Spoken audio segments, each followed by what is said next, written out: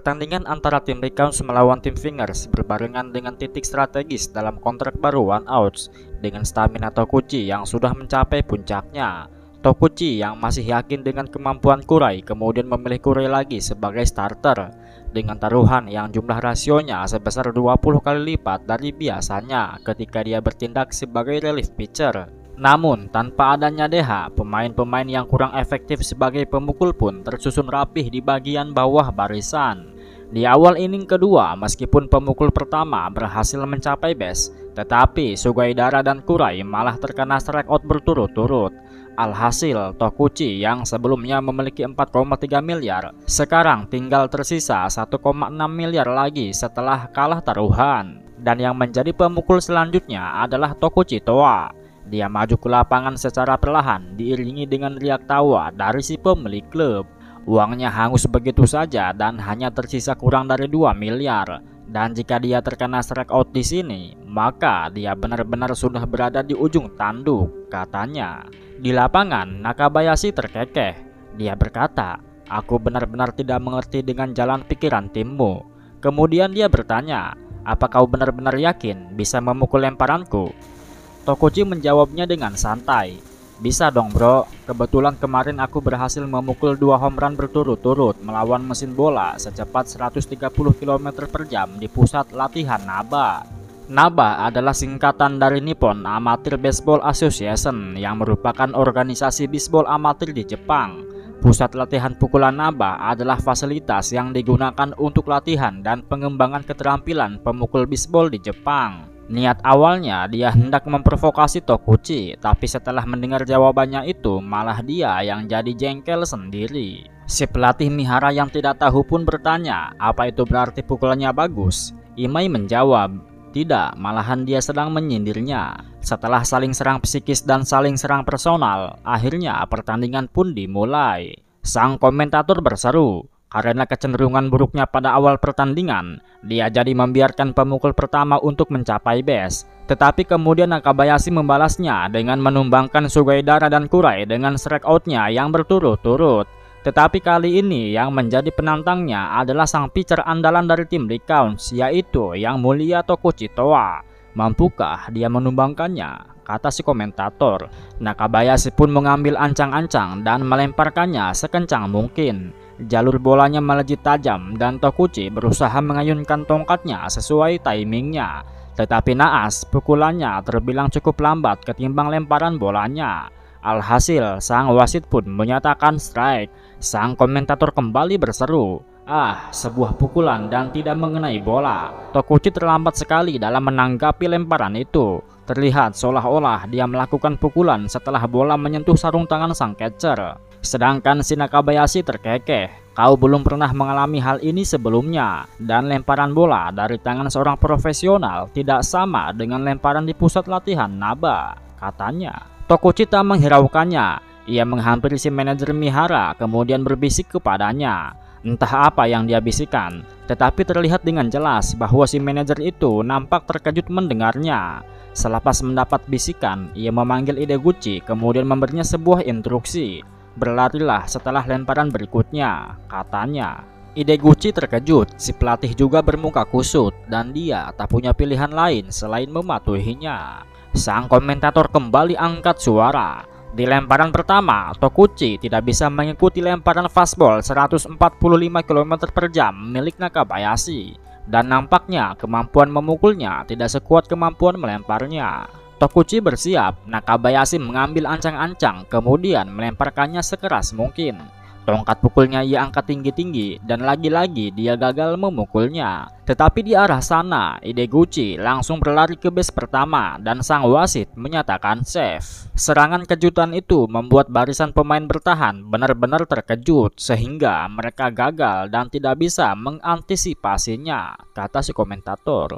Di lapangan, si catcher berusaha menenangkannya, berkata, "Jangan khawatir, semua ini akan berakhir dengan lemparan berikutnya." Nakabayashi pun mengangguk dan kembali bersiap. Di sisi lain, manajer Mihara nampak lega karena rencananya berhasil. Tetapi di sisi lainnya, dia juga merasa khawatir karena rencana ini hanya bersifat sementara. para pemainnya juga berpikir demikian. Meskipun Ideguchi berhasil mencuri base, tapi itu tidak berarti apa-apa. Karena toh pada akhirnya Tokuchi akan kena strikeout, katanya. Pertandingan ini menjadi dramatis antara ketegangan dan kekesalan bercampur aduk di hati para penonton. Apa yang dipikirkan pelatih? Kenapa dia membuat susunan pemain yang buruk seperti ini? Kata salah satu fans. Yang lainnya juga menimpali, meskipun tadi itu hanya keberuntungan semata, tetapi aku ingin melihat satu pukulan yang dapat membuatku terkesan, ujarnya. Mendengar hal itu, Sugaidara dan Murukawa tertunduk kesal. Bagi mereka yang sudah mendekam di liga kecil seumur hidupnya, hal seperti itu terasa mustahil. Sedangkan si pemilik klub terkekeh. Skornya 2-0 dan dia sudah tidak sabar menantikan Tokuchi yang sebentar lagi akan berada di zona merah.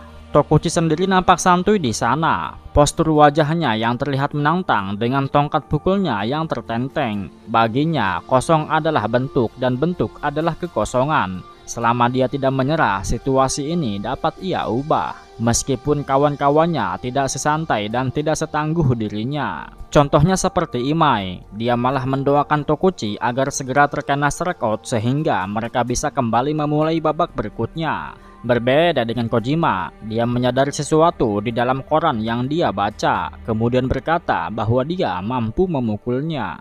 Lagi-lagi sang komentator angkat suara. Tokuchi terpojok. Akankah dia berhasil memukul bolanya di saat-saat terakhir? Nakabayashi pun menjawab, tidak akan pernah. Lantas dia pun mengambil ancang-ancang, kemudian melesatkan bolanya sekeras mungkin.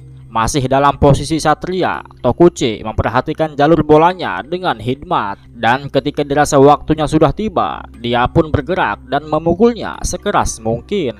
Musuh-musuhnya tercengang dan si Nakabayashi kalap. Bolanya melewati kepala para pemain shortstop dan menuju ke arah tengah lapangan. Sontak pelari base kedua yaitu Ideguchi langsung tancap gas melingkari base ketiga. Ia meloncat ke tanah sebelum bola itu sempat tertangkap.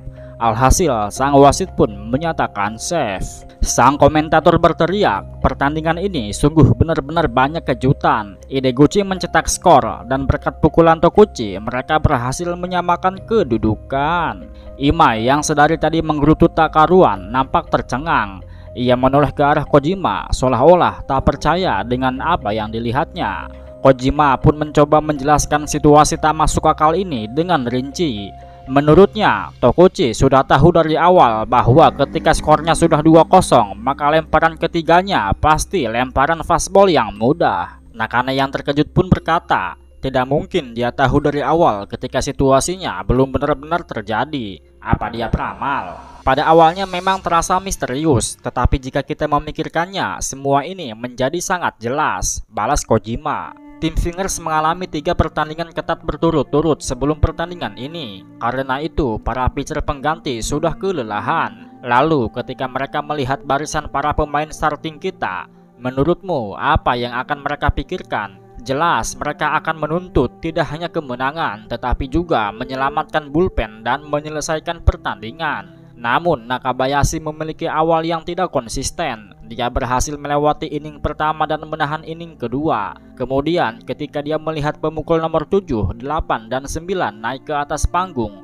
kira-kira apa yang dia pikirkan? Mungkin saat itu dia berpikir, aku harus segera mengalahkan mereka bertiga, kemudian setelah itu memulihkan stamina. Sugaidara dan Kurai pun berhasil ditumbangkan dengan 3 lemparan fastball. Dan selanjutnya tinggal Tokuchi. Pemukul profesional mungkin akan fokus dan waspada terhadap lemparan curve, suto, dan cutter miliknya. Tetapi bagi Tokuchi yang amatir dalam memukul salah satu breaking ball ini akan menjadi sangat sulit untuknya. Sehingga dia pun memikirkan sesuatu yang akan difokuskan pada satu lemparan ketika skornya sudah 0-2. Imai menyanggah, tetapi bagaimana dia bisa tahu kalau lemparan fastballnya yang akan keluar? Kojima menjawab, Tokuchi memaksa dia untuk melakukannya dengan pukulan yang sangat terlambat yang dia tunjukkan pada lemparan pertama dan kedua. Begini sederhananya, Dua pukulan buruk sengaja dia lakukan. Dan kira-kira apa yang akan dipikirkan si pelempar dan si penangkap begitu mereka melihat pukulan yang mungkin bahkan tidak bisa menyamai fastball 125 km per jam. Apalagi bola cepat 145 km per jam. Dan daripada melemparkan breaking ball yang melelahkan, lebih baik mereka melemparkan fastball yang jelas. Karena seorang pemukul yang tidak bisa mengejar fastball 120 km per jam tidak akan bisa memukul lemparan fastball 145 km per jam. Tidak hanya itu, fakta bahwa mereka membiarkan Ideguchi mencuri base dengan mudah menunjukkan seberapa rendahnya mereka menilai kemampuan memukul Tokuchi. Dan secara alami mereka akan menghadapinya dengan lemparan fastball pada skor 0-2. Penjelasan Kojima selesai, kemudian pemain berikutnya tidak bisa memimpin dan akhirnya tereliminasi. Tetapi untungnya tim Lycans berhasil menyamakan kedudukan dan kontrak Tokuchi yang tadinya turun sejumlah 1,6 miliar kini telah kembali menjadi 11,6 miliar. Sang pemilik klub tidak kalap seperti biasanya. Dia hanya sesekali menghembuskan nafas samsunya dan masih yakin kalau Tokuchi pasti akan tumbang pada game selanjutnya. Di sisi lain, Sugawara menghampiri Tokuchi. Dia memuji dan menyanjungnya pada pertandingan kali ini. Tetapi Tokuchi malah membalasnya dengan sinis. "Apa kau tak kunjung juga paham?" katanya. "Baseball adalah sebuah permainan, tidak seperti atletik dan renang. Ini bukanlah kompetisi yang mengecualikan orang-orang yang tidak kuat, bahkan yang lemah diberikan kesempatan. Ini adalah permainan. Bahkan seorang amatir sepertiku yang mencari kesempatan bisa mendapatkan pukulan seperti itu. Orang-orang berkata, dia lemah, jadi tidak mungkin dia bisa melakukannya. Mereka yang tidak mencari cara untuk menang seperti itu akan terdegradasi menjadi benar-benar tidak berdaya." Kemudian setelah itu, Tokuchi meninggalkan Sugawara yang tengah mematung 1000 bahasa.